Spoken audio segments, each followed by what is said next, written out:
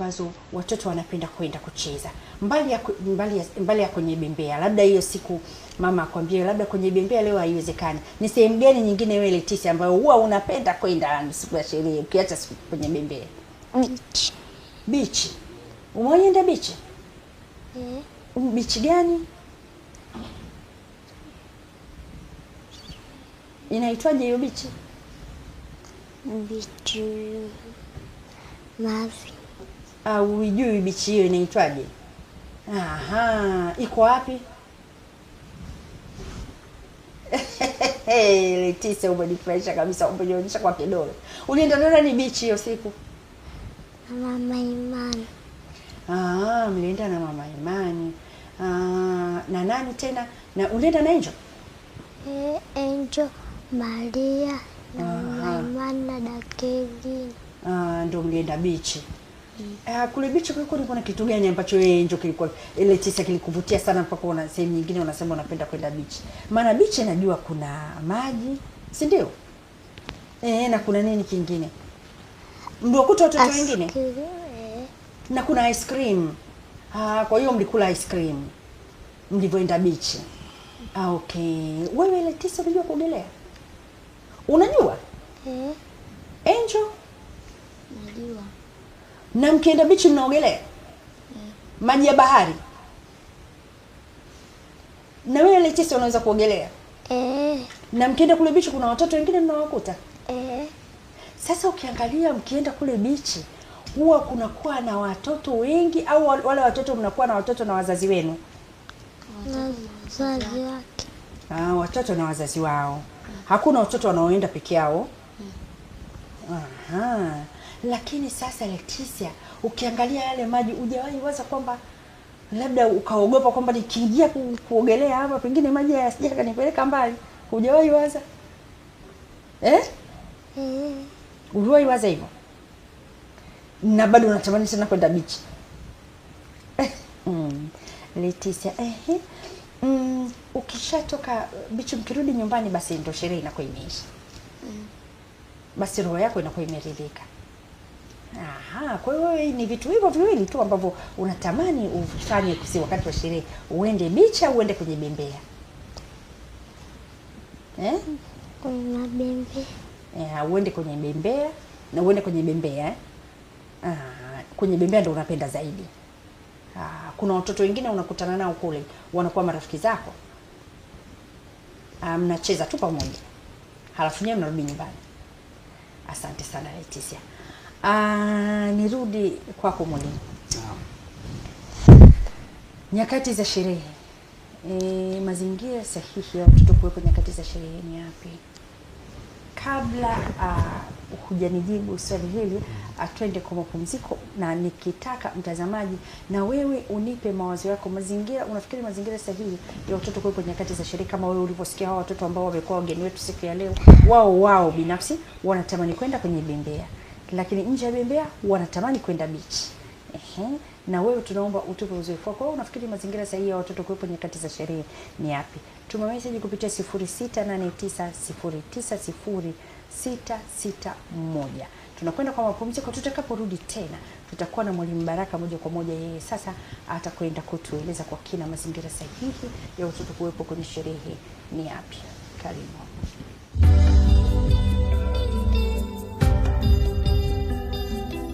When you know God, ukimfahamu Mungu and concentrate your mind to God, na ukazingatia kwa habari ya Mungu, you don't need any prayer from anybody. Uhitaji maombi kwa mtu yeyote. Wewe, you become a friend to God. Unakuwa rafiki wa Mungu.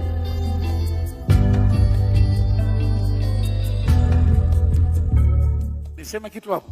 Can I say something here? Ruhusu mwili wako uteseke kwa ajili ya kazi ya Mungu. Allow your body to toil for the sake of God. Yeah. I repeat. Ruhusu mwili wako kuteseka kwa ajili ya kazi ya Mungu. Allow your body to labor for the sake of God.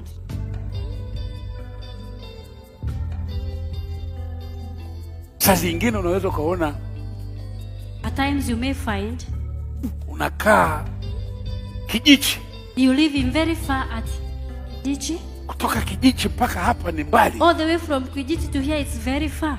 Na unaambiwa lazima uje hapa saa 12 uwe hapo. You're supposed to be here by 6 a.m. in the morning. Ujikabidhi. To consecrate lazima yourself. uamke saa 10 uwe umeamka. Si ndio jamani? Therefore by 4 you need to get up. Kwa mwili unataka kupumzika. You're fresh, lakini inabidi uamke. But you need to get up. So hivyo tu. Not only that. Siku nyingine wanakuambia at times you'll be commanded. Uje Mwenge. Come to Mwenge. Saa 10. At 4. Nakuja saa 10. At 4. Kikao kinaendelea mpaka saa 2 usiku. And you will proceed up to 8. Unatoka hapo unaburuzana na magari unafika nyumbani saa 6 usiku uko hoi. You get home at noon. Na asubuhi unatakiwa uwe hapa. And in the morning supposed to be here at 6. Umefika kule saa 6. You got home at noon. Mpaka uoge maji ule. You get your bath. Saa 8. You eat it is saa 10 lazima uamke. And by 4 you're supposed to be back at Mwenge.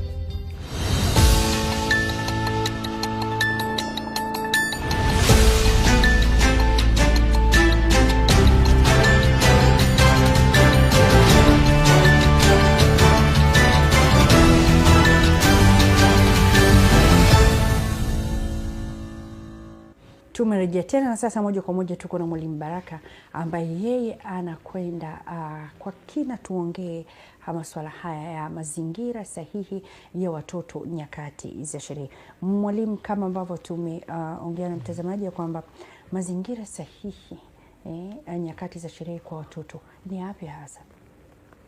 Jambo la kwanza kwamba nianze kwa kuzungumza hivi kwamba mtoto anazaliwa ajui nini maana ya sherehe. Okay. Anazaliwa tu duniani, maana yake anakuja kutafsiri maana ya sherehe ni mzazi wake. Okay. Kwa maana mtoto ambaye amezaliwa mazingira ambayo hawasherekei sherehe za kitaifa au za kijamii, hawezi kuuliza mama, muda wa sherehe tunakula nini au tunavaaje. Kwa maana yake mzazi ndo anamshape mtoto kwamba hii sherehe inakuaga hivi. Okay. Maana yake mtoto anaanza kujua kwamba okay, kwa wakati wa sherehe inabidi niende wapi. Unaona? Kwa sisi ambao tumezaliwa kijijini, hakuna bichi, yaani sehemu ya kwenda ni sehemu ya maduka tu basi. Kwa maana yake tafsiri yetu sasa sisi ya sherehe ni kwamba ni kula wali. Ilikuwa ni kula wali tu. Yaani kila wali ndo sherehe hiyo. Kwa mazingira sasa hivi yamebadilika kwa sababu maendeleo ya sayansi na teknolojia yamekuwa makubwa. Vitu vimekuwa vikubwa tofauti na vile vilivyokuwa mara ya kwanza. Kwa mzazi huyo ndo ana kazi ya kumshape mtoto wake kujua kwamba hata kama maendeleo yamezidi kuwa makubwa, kwa upande wake yeye na watoto wake sherehe ni nini. Okay. Yeye ndo anaamua sherehe ni nini, kwa sababu mtoto hapaswi kumwamlia mzazi. Okay. Kwa sababu nimeona nje watoto wanaanza kuona ndani kwanza ndo wanaenda nje. Lakini wakianza kuona nje, maana yake mzazi amekosa kutumia nafasi yake kuwaeleza watoto. Kwa jambo la kwanza, mzazi anapaswa kujua kwamba sherehe haina maana ya kijamii tu, ina maana ya kifamilia. Familia wanapaswa kujua nini maana ya sherehe. Okay. Kwa upande wao. Na mazingira ambayo ni sahihi au sio sahihi ni mzazi yeye kumsimamia mtoto wake awepo wapi. Kwa sababu ukiangalia beach ni sehemu nzuri, mtoto ataogelea, ataenjoy, atafurahi. Lakini wewe unajua huo muda utakuwepo pale. Yaani kama mzazi unaweza kusema muda wangu nitakuwepo pale kweli? Au nakumbuka kuna watu walienda beach kule na watoto. Yuko busy na chat. Mtoto anakula vikombe, anakunywa maji, anakunywa vikombe, anapata shida. Mtoto mtoto wa nani huyu jamani, mtoto wa nani? Anakuja kushtuka na mchukua mtoto kwenye hali mbaya. Kuna gundua ni kwamba mzazi anapenda mtoto wake aende beach lakini hana uwezo wa kumsimamia kwenda beach. Okay. Kwa ni muhimu ajue mzazi anataka, yani kwanza yeye mzazi kwake sherehe ni nini? Alafu ile hali ya sherehe amuunganishe na mwanae. Akimuunganisha na mwanae maana yake sio atakuwa wote Bennett, maana yake mimi nipo na mtoto wangu yuko hapo. Ni nzuri zaidi. Kwa mimi kama sherehe ni kwenda kanisani, mimi na mwanangu twende kanisani. Hiyo ndio sherehe. Mtoto akitoka pale hata uliza wengine wanafanyaje, kwa sababu alichokiona na walivyokuwa ameona wanaenda kanisani. Kwa mzazi ndo ana kazi ya kumtengenezea mtoto. Kama mimi mwanangu wa sherehe ni kwenda mahali fulani kukaa, maana yake na mimi nitoke na watoto niende kukaa nao pale. Kama ni sehemu ya kula, watakula, baada ya hapo ni kurudi nyumbani. Kama ni sehemu ya mabembea, tutaenda wote na msimamia mtu au kama mzazi na vitu ndio unawazungusha pale, ndio nzuri zaidi. Lakini sasa hivi bwana nendeni. mimi niko busy. Kama wewe una maana ya sherehe kwenye akili yako kwamba lazima waende huko kwenye mabembea, mabichi, basi ni vizuri uache tu nyumbani. Kama utafungulia mahubiri, utafungulia vitu vya kujifunza, ni nzuri zaidi.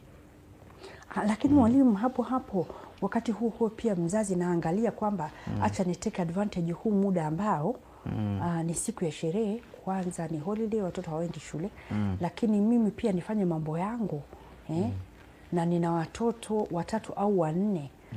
Basi ninamwambia yule dada mkubwa kidogo wa darasa la 5 yule, basi utakuwa na wadogo zako kule bichi. Yaani dada ndo wazembe sana. Kwa sababu gani? Mwenye uchungu wa watoto hata sio dada, ni mzazi. Mzazi ndo akipigiwa simu mwanao amepata shida, mdada anaweza sishtuke hivyo kuliko mzazi. Kwa wazazi wawe serious kwenye issue ya mtoto kutoka mazingira nyumbani. Yawe tu yale aliyombana kwamba mtoto anapokelewa kwenye gari, anarudishwa, hapo sawa. Lakini ninapotoka anaenda kutumia muda mwingi mahali fulani, lazima mzazi ajue na kuzingatia, sio tu aende na dada. Kwa sababu tafsiri ya mtoto anakuja kujua kwamba kwa kumbe mimi sherehe nitakuwa na dada. Sherehe zangu zote ni dada. Na ukumbuke wakati wa furaha ya mtoto ndio wakati tunamjenga mtoto zaidi kuliko wakati mwingine. Wakati unapotoka na mtoto kufurahi, unamjenga kiakili. Anajua upendo wa wazazi wao. Sasa kwa mfano, mwalimu, tumemsikia Leticia hapa, tumemuuliza siku ambayo wewe kwa mfano juzi Pasaka ulitamani kwenda wapi? Maana anasema walipotoka kanisani walirudi nyumbani, wakala pilau, wakakaa. Lakini yeye alitamani kwenda kwenye mabembea. Na sasa mimi nimejua mawazo ya mtoto wangu kwamba kumbe furaha ya mtoto wangu ni kwenda kwenye mabembea, na amesema kabisa location. Yeye alitamani bembea za Mlimani City. Mimi nimewapeleka watoto kwenye bembea. Nimewambia haya nenda mkabembea, alafu mimi nimebaki pale samaki kwa sababu na mimi nafurahi pale na watu wazima wenzangu. Sasa siwezi kuambia watoto waje pale. Sasa hilo kuna shida wakati najua kabisa furaha ya watoto wangu ni kuwa kwenye bembea kule. Jambo la msingi ni kwamba ukaribu gani upo na uangalizi. Kwa sababu akipata shida hata wewe uliko kule na watu wako ambao wako ni umri sawa na wewe, utawaacha tu. Kwa mzazi aongeze thamani kwa mtoto zaidi, kujua kabisa hata kama ndio ni siku ya sherehe na mimi nataka kuenjoy muda wangu. Na ndio maana kama basi unatenga muda, tenga muda hivyo kwamba muda wa sherehe mimi ya kwangu inaanza saa ngapi? La mimi nitakutana na ndugu zangu labda saa 1 mpaka saa ngapi? Yaani tengeneza muda kabisa. Saa 1 mpaka saa ngapi? Huu ndo muda nitakuwa na wenzangu. Huu muda huu nitatoka. Hata kama ni mdogo. Yaani ni bora hata kama ni mdogo. Usika pale mtu ajue kabisa mzazi wangu kahusika. Ikitokea imebana kabisa, ndio yani imebana. Yaani lazimisha kwamba nitamani niende nao. Lakini kwa sababu nina watu huko, ngoja nimwagize mtu kwenda nao. Yaani itokee emergency, watoto wajue jamani leo mimi sitakuwepo na kazi fulani. Lakini sasa imekuwa kama kasumba. Naendelee nao. Haipaswi kwa hivyo. Muda ambao unaona kabisa unaweza kwenda, nenda. Tengeneza tu muda huu, nitafanya mambo yangu haya. Nitafanya mambo yangu. Watasharudi wenyewe wanapumzika, mimi nitakuwa naongea na watu wangu.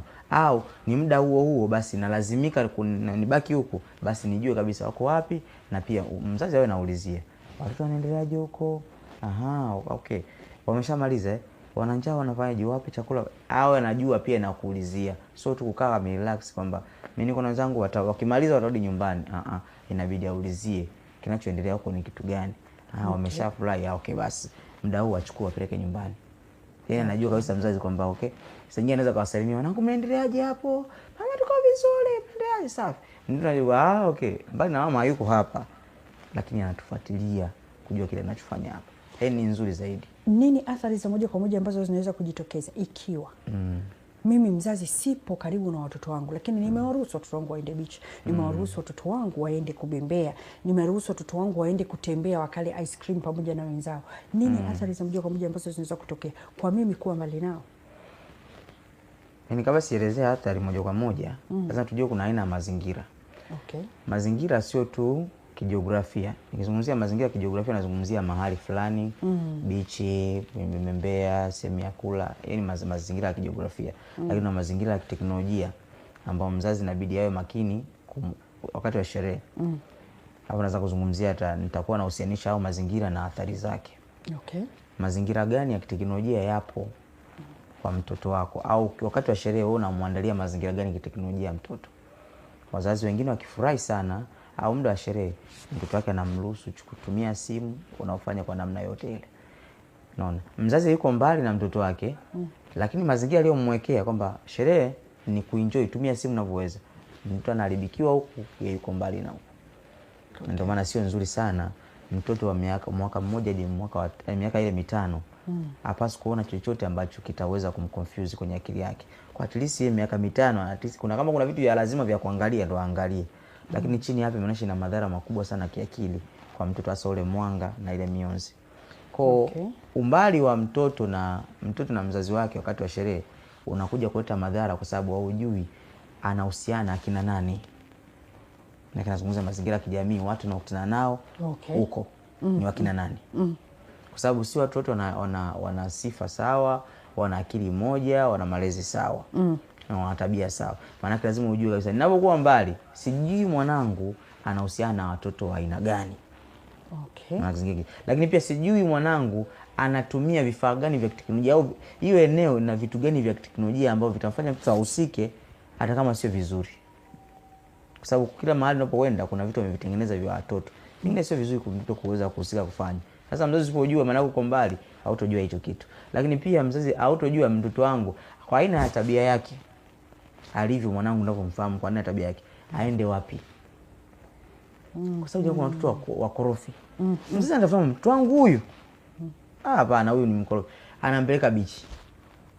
Atampeleka mtoto, atamchukua mtoto wa watu, atamzamisha huko, itokee majanga mengine. Kwa mzazi ajue aina tabia ya mwanangu hii, mazingira yatakao mfavor akawa salama ni mazingira ya haya, atakaa hapa ale, arudi nyumbani. Ukimtengeneza mtu katika tabia fulani, lazima uwe makini kulinda tabia yake. Na kama ana tabia fulani mbaya au nini, uwe makini pia. Kama iliingia na ukujua, maana yake wewe mzazi hauwajibiki kwa mtoto wako, lakini pia lazima ujue namna gani namtengenezea tabia nyingine huyu mtoto awe na tabia nyingine. Kwa kuna hayo mazingira. Lakini mazingira mengine ni ya kisaikolojia. Kwa mfano, wazazi wengine ana uwezo wa kifedha, lakini anamchukua mtoto wake, wanatembea pembezoni mwa Mlimani City pale. Mimi naangaliaga tu. Angalia mama, mzetu wako pale, ana fedha, anawazungusha. Sasa leo nataka niwazungushe. Yaani kwa nini wazungushe? Unaelewa kabisa kipato changu mimi sio kikubwa. Kwa maana yake lazima mzazi pia angalie kipato changu mimi na eneo analoenda, ili watoto wasipate shida wanapoona wenzao wanavyocheza. Lakini kitu kingine ni mazingira ya kifedha. Muda wa sherehe wazazi wengi wanawapa watoto hela nyingi sana. Yaani mtoto kapewa 5,000, mtoto wa miaka 3 5,000, unaweza kuona mazingira ya kimatumizi ya hizo fedha atatumiaje. Anatumia vibaya sana. Na mzazi kama hatojua, mtoto atakula chochote kile anachokiona, atafanya chochote kile, atanunua chochote kile anachokiona. Mzazi maana yake hajui yuko mbali na mtoto wake. Kuna namna ambavyo wewe kama mwalimu umeshawahi kukutana na madhara ambayo yamemkuta mtoto kutokana na haya tunayoyaongea? Labda pengine nyakati ilikuwa ni wakati wa holiday na kumekuwa na sherehe hizo. Sasa shule imefunguliwa, mtoto amekuja darasani, lakini yale madhara bado yanaendelea kuonekana kwenye masomo yake, yani kwenye shughuli zake za kila siku pale shuleni. Umeshawahi kukutana na kitu kama hicho kama mwalimu? Hizo kesi ni nyingi. Mpaka wazazi inabidi watuombe, naomba watoto wasiwe na likizo. Wazazi tunaomba wasiwe na likizo watoto wetu. Tusiwachie muda mwingi wa free, wanatutesa huko nje. Mtoto ametoka huko nje, amekuwa mwizi, kaanza kuvuta bangi. Ndio anazungumzia mzazi, ikitoka holiday mwanangu enjoy. Mtoto anatoka asubuhi mpaka saa 12. Mzazi hata husiki chochote. Anategemea mtoto atakuwa katika mazingira gani. Maana kaenda kuhusiana na watu wengine wapya ambao sio wa shuleni. Ambao watu wengine hawasomi, wana tabia tofauti tofauti. Kwa madhara yanakuja kuonekana tena shuleni. Anakuja kuyaleta yale aliyokaa nayo muda mrefu wakati yuko holiday. Ni aidha kuna wengine wanakaa sana na movie. Anafika pale, naomba leo niwahadisie movie. Nakuta mtoto yuko pale anahadisia movie yake. Yani Nagin, nimeangalia Nagin kuanzia 1 mpaka 700. Nimemaliza hiyo Nagin. Anaelezea yule nyoka anaibuka namna hii. Anasimama hivi. Sasa utafikiria Mungu wangu. Anayoangalia yenyewe ni manyoka. Huyu mtu anajengewa imani gani? Anajengewa imani gani kwamba natamani niwe kama vile. Kumbe nyoka anaweza kuwa binadamu, akabadilika kuwa binadamu, akabadilika kuwa nani? Ni mtoto kumbuka, na anatamani kujaribu kila kitu. Na sasa hivi wameletea nyoka za plastiki watoto. Nyoka za plastiki zile. Ukishika ina kabisa inaenda hivi, inanesa kama nyoka. Ikitua chini inajikunja tena. Ni ya plastiki. Nimeona mwanafunzi mmoja shuleni kule kaja nayo. Kashika, yani haogopi chochote. Kusana kamshika hivi. Anamrushia mwenzake. Sasa kirusha hilo kama anatembea, yani ameshatengenezwa namna hiyo. Unaona? Hiyo ni shida na kwamba ameyaona wapi? Kayaona kwenye movie. Jinsi watu wanakujizungushia nyoka nafanyaje? Zinahamia darasani. Wengine kaingia mzazi wake anamwangalia mtoto wake love stories. Sio fulani alimpenda fulani. Wakija darasani. Sasa kumbuka ni kwamba wana barehe watoto. Ana miaka kuanzia miaka mtoto wa kike anawahi barehe yake anawahi sana. Kuanzia miaka 13. Wengine inaanza hata 11 kulingana na haya mavyakula wanaokula. Inawahi. Sasa anaanza kuwa interested. Wanakimbizana. Mimi nawaambia ukweli kabisa, nakwambia. Nyie watu, tusikilizane vizuri. Wewe unatoka nyumbani kwako unaanza kukimbizana na watu. Wanacheka. Hizo movie mnazoangalia. Kujigundua wanaziangalia na wanakuja kuonesha huko. Kwa maana yake mzazi lazima awe makini kuangalia ni kwamba nyakati zimebadilika. Leo hii mtoto mdogo anajua mambo makubwa kabisa. Mtoto matusi kwa mfano mtoto mdogo kabisa kaambiwa na watoto wa kike, wewe shoga nini? Mtoto kakasirika, analia. Kwa nini analia? Anajua hicho ni nini. Kwa nini anacheza nao wale watoto wa kike? Sasa tutaki kucheza na wewe. Ikawa kesi kubwa kabisa. Mzazi akasema kwa nini mtu angaambiwa hivi? Kwani kuna mazingira mtoto mdogo ndio anaelewa. Hivi kwa nini ndio lilikuwa na shida? Zamani alikuwa na shida kabisa. Shoga yangu. Akina una shida. Sasa hivi kwa sababu ya maendeleo mbalimbali na watu kumwasi Mungu na kutopenda kutaka kushauriwa ndio yamekuwa hivi. Yameleta maana tofauti. Na maana ilivyobadilika na watoto wamebadilisha na hiyo maana. Okay. Umeona? Kwa nini? Kwa sababu ya mazingira. Mtoto anakuja mtandaoni anaona, mtaani anaona, kwa sababu mzazi hana muda na hiyo. Yeye ana muda na mtoto wake yale, avae nguo vizuri, awe na tablet, aende shule kubwa, akirudi aongee Kiingereza. Hizo ndo vipaumbele vya mzazi. Mtoto kama hajui Kiingereza ni kesi.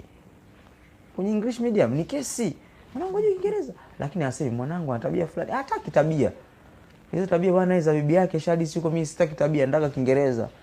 Mwanangu hajui Kiingereza, lakini ukiongelea issue ya tabia vipi sasa? Unamuongeleaje mtu wa issue ya tabia? Na mwalimu ukianza kuuliza kwa mfano nimewaleta makusudi Leticia na Angel kwa sababu tuweze kupata picha ya watoto wengi wanapenda kitu gani. Tukisoma psychology ya watoto tayari ameshajua kwamba hii siku imetazamwa kama siku ya sherehe, siku ya kufurahia. Kwa sisi tunatamani tukafurahi kwa namna hii. Sasa nyinyi walimu kuna mbadala wote ambao labda mnaweka wa watoto kwa sababu wanapenda mahali pa kwenda kucheza wakakutana na watoto wengine. Wakacheza bembea, wakacheza kuogelea, wakacheza michezo mingine ambao wanaweza kucheza kule pembeni kwenye mchanga baharini na hivi. Kama walimu kitaaluma, kuna namna ambavyo mmewaandalia hawa watoto michezo. Hata kama sio hiyo exact lakini inayofanana na hiyo kwa ajili ya kuwafanya waweze kuitimiza ile furaha yao. Kama nilivyosema ni kwamba mtoto hataki kuchagua furaha. Kinachonifurahisha mtoto ni wewe mzazi ndio unamchagulia mtoto. Kwamba afurahie kitu gani. Sasa sisi kama walimu tunajua, tunasema tujue mtoto anapenda kufurahi. Yaani hata kama namchagulia furaha lakini nimtengenezea ajue hii ndio furaha yenyewe. Hii ndio furaha. Sasa namtengenezea yeye ajue ni furaha. Sitaki kupata yeye anachotaka yeye kwanza. Kwa sababu nataka chips. Sasa uanze kununulia kila mtu chips hapo hapo wengi. Gharama. Okay, unatengeneza mchezo. Sio kawaida. Wanazunguka wanaweka duara. Haya, vueni viatu, wekeni viatu hivi. Haya, peleka kiatu hivi mwe mnabadilishana kiatu. Hakikisha unapata kiatu chako. Sasa kiatu kitakwenda. Mpaka anakula chakula akikuti.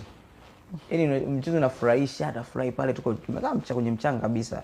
Unajua Dar es Salaam ilivyo. Tumekaa kwenye mchanga pale wanacheza. Ni michezo ya kawaida. Aiza tuanza kuzunguka. Sisi na watoto wenyewe tunacheza nao pale unaanza kuzunguka. Mtu anajengea akili. Okay, iko hivyo. Tatizo.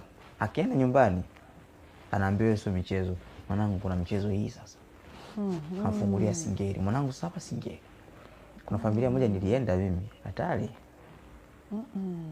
Kafungulia pale mazingira yake. Mzazi hajui madhara. Wanacheza pale, ndo sherehe. Yaani ndo sherehe. Ndio mwanangu furaha ndio iko hapa. Kwa maana yake si tuna kazi ya kulea mtoto awe na furaha nzuri ambayo inamjenga kiakili. Kwa sababu lengo letu tucheze tu michezo. Lengo inamjenga kiakili. Tunaimba nyimbo za Kiingereza hapo maana yake anajua kabisa na master wimbo, lakini pia anafanyaje? Anacheza, anahusiana na wenzake vizuri.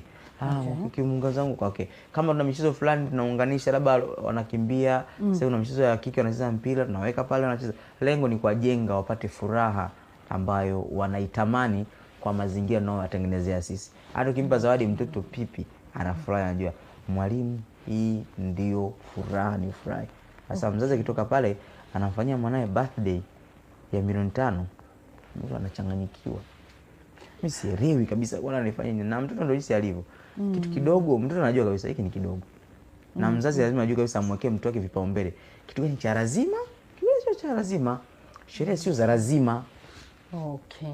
Kuna vitu vya lazima. Kanisani hakuna kuchagua. Na mbona mtoto ukimwambia, "Haya nenda twende kati ya beach na kanisani unaenda wapi?" Atachagua. Atachagua beach. Beach, kawaida. Kwa hiyo mzazi ana kazi ya kumtengenezea vipaumbele kanisani. Asome neno. Akae ajifunze. Kama ni video, angalie video vya msingi. Baada ya kumaliza vya lazima, sasa ngoja mwanangu tuanze. Kama ni hadithi, at least hapo anajua vya lazima hivi vya ziada inamsaidia mtoto kumjenga. Mwalimu, neno moja kwa mzazi, kwa kuwa muda wetu umetuishia kabisa. Neno moja kwa mzazi, na hasa nyakati hizi za sherehe, ni mazingira gani sahihi ambayo tunapaswa watoto wetu wawepo? Neno moja la mwisho kwa mzazi kwa dakika moja. Okay. Neno langu kwa wazazi ni kwamba wanapaswa watengeneze kizazi kinachokuja, kwa sababu unarithisha walichorithishwa na wanarithisha wawalisishe na wengine. Maana unapotengeneza tabia fulani kwa mtoto akajua hii ndio tabia, atajua kabisa atatemea nao maisha yake yote. Leo hii nilikuwa napata kesi za ukifika shule kuna watoto wanaomba disco, hii wafurahi. Sisi furaha yetu ni disco. Yaani wanaomba kabisa disco, wanaandika barua, wale idara ya burudani na nini wanaandika barua disco. Tumekaa muda mrefu darasani, disco ndo furaha yetu. Kwa nini? Ni mzazi ametengeneza hivyo. Kwa watoto wengi watengenezwa wana mzazi kwenye tabia hiyo, ndio wanachoomba hicho kitu. Sasa sio watu wengine tunashangaa nini maana yake, kwa sababu alichotengenezwa kingine. Maana yake kwa tabia ambayo unamtengeneza mtoto hii, ataenda nayo, atapanda nayo, itamwathiri, itampa madhara makubwa, na ataifanya kwenye familia yake, kwa sababu anajua hii ndo haina furaha, yani pekee ya furaha na mtu anaopasa kuna nini kwa nao. Ndio maana ukiangalia mtu aliyeokoka na aliambaje huko wana furaha tofauti. Kuna zile furaha alizokuwa nazo kabla hajaokoka zinabadilika. Unaona hizi ndio furaha zenyewe hizi, aimbe, amtumikie Mungu, aende kanisani, afundishe, afanye. Furaha zinabadilika. Utagundua kwamba furaha sio kitu ambacho ni kipo tu kwenye mazingira, kinatengenezwa na mfumo wa maisha fulani ya mtu. Kwa waliookoka wana mfumo wa maisha ambao unaita furaha. Yesa kihubiri, akimfundisha mtu akiishi maisha matakatifu, anaona kwamba sasa ndio furaha kwake. Lakini watu wa nje wana furaha zao, aende baa, ajirushe, acheze singeli, acheze vigodoro. Kwa aina furaha fulani inatengenezwa na aina mfumo. Ndio maana mimi nashauri watu wengi kwamba mfumo ambao unahitaji sasa hivi sio mfumo wa nje ya Mungu, bali mfumo ndani ya Yesu. Huo mfumo unakuwa ni mfumo rahisi sana, hata mtoto utamlea hivyo hivyo, kwa sababu ndio mfumo ambao uko ndani. Lakini nje hapo mtoto watu wakuja kupata, mimi nataka ushauri kwamba mwalimu tupe ushauri, tunafanyaje naambia yani nje hapo nitawashauri vitu vingi, lakini mfumo unawagomea, mtaenda lakini roho zenu haziko sawa. Kwa inabidi sasa mbadilishwe hizo nia. Sasa ukibadilishwa hizo nia, mtoto wako rahisi utamlea katika njia impasayo, kwa sababu unajua njia. Amina. Mwalimu, tafadhali nambari yako ya simu, pengine kuna mtu anasema mwalimu, nina swali, ninatamani kufahamu kuhusu mtoto, na kwa kuwa muda wetu umeisha kabisa, naomba uache namba yako ya simu hewani ili kama kuna mtu ana swali aweze kukuuliza. Sawa, namba yangu ya simu ni 07, hiyo ni ya Voda, 07 622 619 97. Irudie tena.